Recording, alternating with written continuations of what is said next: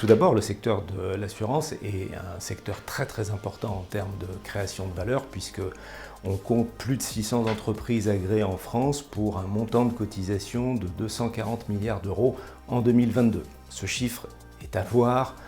bien évidemment en perspective avec le PIB de la France pour 2022 qui compte près de 2600 milliards. Et donc un secteur très important qui pour nous est un secteur vital pour le fonctionnement de la société, le financement de l'activité des entreprises et le bien-être des personnes.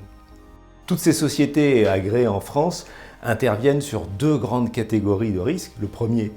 l'assurance de personnes, dans lequel on va retrouver l'assurance santé, l'assurance retraite, l'assurance prévoyance et l'assurance vie, bien évidemment, mais également une deuxième catégorie qui est celle de l'assurance des biens et de la responsabilité, sur lesquels tout un chacun est concerné, personnes privées comme entreprises, sur l'assurance automobile, l'assurance dommages, domicile ou site industriel, la responsabilité civile du personnel ou des dirigeants et bien évidemment la prise en charge ô combien compliquée des risques climatiques qui a un impact majeur sur la vie de notre société.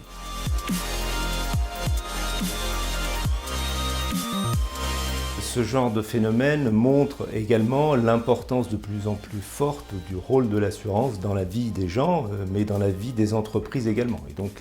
les entreprises d'assurance elles-mêmes sont impactées bien évidemment par l'augmentation du marché, l'augmentation des risques couverts et bien évidemment de l'impact des sinistres dans la gestion de ces sociétés. Nous-mêmes, nous ne sommes pas exemples de ce phénomène d'évolution puisque nous avons intégré des compétences supplémentaires à la fois en termes de partners qui suivent le secteur de l'assurance et puis bien évidemment des managers que nous référençons de plus en plus avec une expertise forte dans tous les domaines de l'assurance.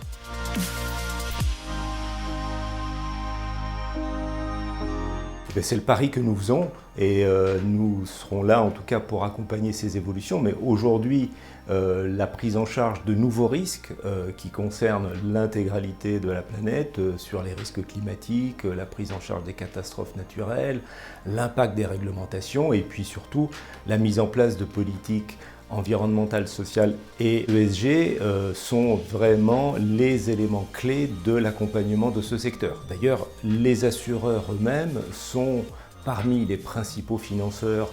de l'activité économique dans toutes leurs dimensions de durabilité de leurs investissements. Et donc nous sommes bien évidemment intéressés à suivre ces évolutions.